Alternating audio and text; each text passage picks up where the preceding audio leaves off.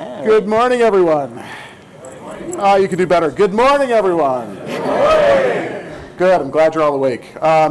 First of all, it's really nice to see everyone in person. That's amazing. I feel like for 2 years I've been like sitting behind a screen, not sure if anybody's actually there or not.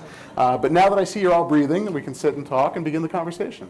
I think for me, especially after a long break, I always find that I go back to the days of childhood and when you're in school and you have that moment where, they say, well, what did you do over the summer? And you have to do a book report and you have to show, what did you do over the summer? And so I'm going to give you my learnings of things I learned during my pandemic because I did not get a summer vacation. In line with that, I think the very first lesson I learned is really about paradox. And ultimately, I think there's a paradox of kind of loss and gain alongside each other. First of all, I lost my airline status, which is kind of a big deal. Didn't get to fly anywhere. I'm no longer executive platinum. So as a result, it went out the door. I felt really grounded during the pandemic. When everything kind of locked down and all of a sudden I couldn't fly anywhere, I started to get this anxiety. So we did gain a car, and that was nice because now I felt like we had the freedom to go places. And that for me psychologically opened up a brand new kind of way to go do adventures that didn't involve my status, but at the same time at least gave me that kind of confidence that yes, we can actually go places still. The next part of that paradox, I lost a bunch of weight. There were no cars in the middle of all of the roads. You could actually run down the street. You didn't have to worry about a thing. It was great. It was nice outside exercise. But then I also realized that all of the food supply chain for all of the restaurants was shut down. And so we started making really, really nice meals at home, and I gained all the weight back. I'm not the only one, though. My wife also gained a ton of weight.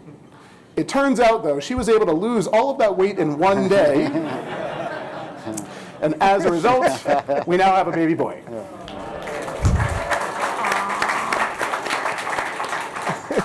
I also lost my brother. So something that's always a challenge, I think loss in general, but my brother was CIO and CTO for wine.com, wine enthusiast. His entire career is probably the reason I'm up here to begin with. He was a mentor, he was someone to look up to, and it was very sad. But it was bittersweet because at the same time I gained a son. Literally, we were in Cancun on vacation, and it was July 4th, and my wife told me, hey, we're pregnant, and we were so happy, and then it was the next day I found out that my brother passed away.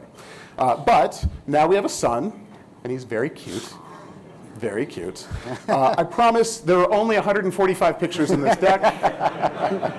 You guys don't want to see any more pictures? Okay, one more. Okay, one more? Okay. He's very cute, and we love him a lot. He's 6 months now, and I think I'm learning more from him than he learns from me sometimes. But I think that's also given me a lot of other things to think about. So from a paradox perspective, I thought about all the other gains we have. We gained employees. For us, we typically had a situation where we wouldn't let somebody who didn't work locally in New York really kind of become a part of the company. Sure, we had some people remote, but not a ton. But all of a sudden, because of the pandemic and because of the remote work capability, all of a sudden, we now had an entire workforce at our disposal, and we were able to bring in some really excellent talent. But that was balanced again, also, alongside the fact that we lost employees to the Great Resignation, whether you believe that that's a thing or not. There was churn, and there was churn because people were sitting at home, people had other options, people also had a lot of need for kind of engagement, and I think that they found their fulfillment in different ways. And so we had to kind of think about how do we actually encapsulate and really build a digital-first culture. The other thing that I learned about, or learned from the paradox of the pandemic, was perspective. I routinely woke up and had absolutely no idea what day it was for like weeks on end. So I think the whole concept that basically weeks just blended together, what day is it? I had just these kind of moments where you kind of wake up and you're like, is it? What month is it? And I feel like that also gave me perspective. So not only did I lose perspective, but I gained it, and I gained perspective into what actually matters. And it turns out to me what matters the most really are relationships. It's the ability for people to connect. It's a lot of that in-person type work, but there are substitutes. And I think in reality, I've never felt more disconnected during the pandemic, but at the same time connected. There were Zoom meetings every day, all day, back to back. There still are. Now they seem much more normal. Before the pandemic, I was certainly not someone to be on video for a call, and now it's just the norm. And I think that that level of disconnected but connected really was an interesting way to kind of bring perspective about how do we really establish relationships and build a digital-first culture that allows for everyone to be able to flourish. And there is no substitute for in-person interaction. There's not. The best you can do with Zoom, there's certainly ways to approximate it, and I think it's useful, and I do think that online interaction works. It allows us to build relationships, but there really has been no substitute that is a like for like in terms of in-person interaction, which is another reason I'm so excited that you're all here today. The other thing that I think brought me perspective, or another lesson in perspective, was that creating technology is not really advancing technology. We're going to talk a lot about innovation today. I think it's a key theme. But just because you create the technology doesn't actually matter. It's whether or not the technology gets adopted. And that adoption requires a whole lot more work. And that adoption of technology means operationalizing it. It means actually doing a sales job inside, up, down, across, everywhere in the organization in order to facilitate that advancement of the organization.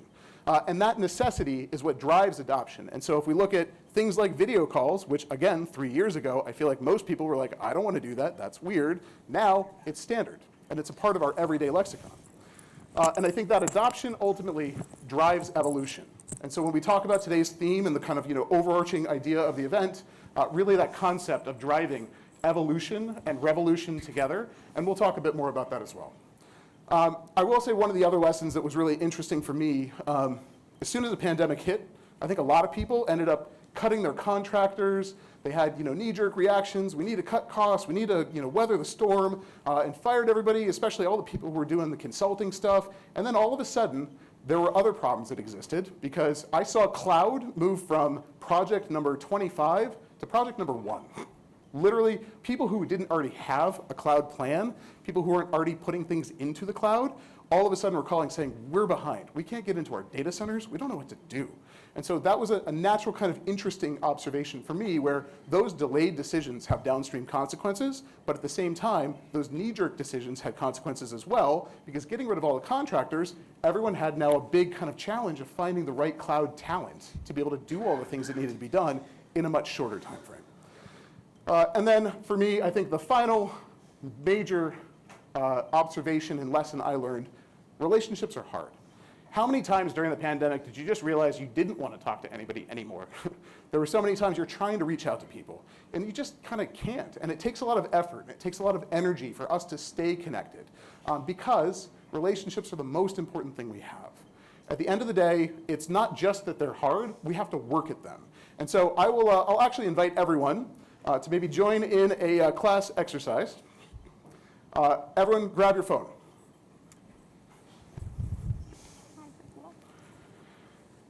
Think of someone you haven't said thank you to in a while. It could be an old friend, it could be your significant other, it could be your kids, it could be anyone you want.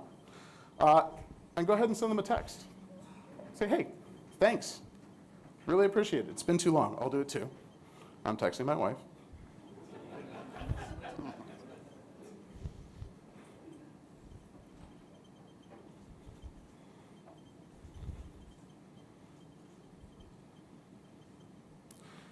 Autocorrect just changed mother to burger, so I need to edit that. I'll give everyone a second. I think gratitude is one of those things that continues to grow. And when you give it to others, you'll get more back in return. And so to me, it's a really important lesson in life, but also I think from the pandemic, I appreciated all that much more the people who I didn't get to see, the people who I didn't get to spend time with. And so to me, it's a really important moment. And as long as your phones are out, go ahead and put them on silent.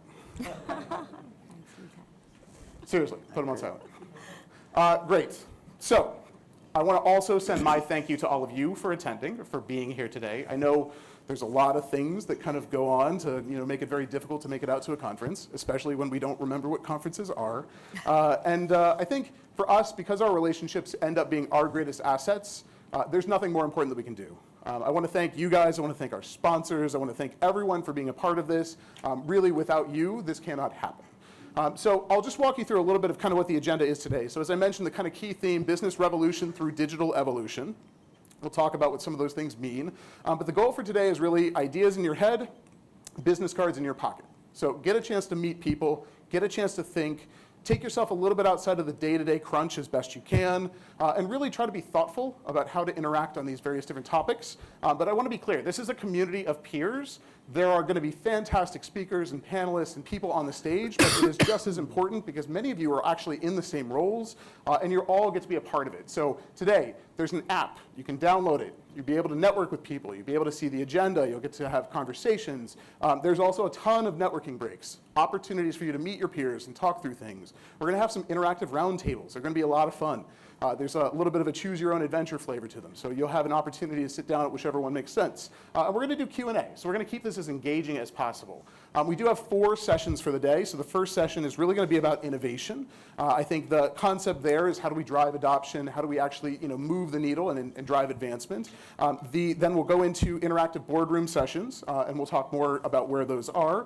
But then we're going to move into session number 2. And for session number 2, we're going to be talking really about more of the digital content, the digital acceleration, as well as kind of dip a little bit into more of the themes that we'll see around agile, around things like guardrails, around having a strategy for becoming more digital. And then we'll move into session 3. Session 3 will actually be talking a little bit about more of the cloud, some of the background. We'll also have the roundtables. We're also going to be talking a lot about security and risk and all of those components. And we'll talk a lot about data. I think those are kind of the key themes across the day. And then for that final session, stay tuned because we will have some drinks and we'll actually have a couple of different panels that we'll talk more about. So I think with that, I'd love to welcome up our first panel. So if I could grab Neil, Monica, and Mike.